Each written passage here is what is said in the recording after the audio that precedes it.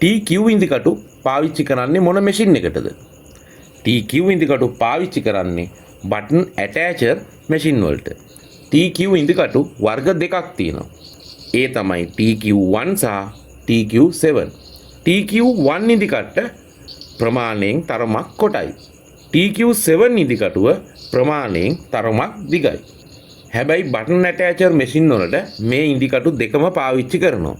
ඒ අවස්ථානුකූලව ඇතිවෙන ප්‍රශ්න සහ සමහරක් මැෂින් වල TQ1 එකට වඩා TQ7 එක මැච් වෙන නිසා මැෂින් එකේ මොකක් හරි තියෙන ප්‍රශ්නයක් निराकරණය කරගන්න, එහෙම නැත්නම් මැටීරියල් වල වෙනසක් නිසා මේ ඉදිකටු වර්ග දෙකම පාවිච්චි වෙනවා.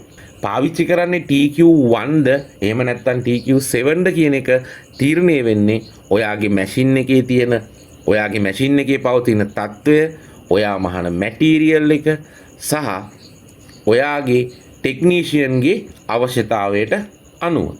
ඔයා පාවිච්චි කරන TQ1 උනත් TQ7 උනත් හොඳට මතක තියාගන්න, ඔයා වෙළඳපොළට ගියාම මිලදී ගන්න ඕනේ හොඳ බ්‍රෑන්ඩ් එකක ක්වොලිටි නීඩල් එකක්.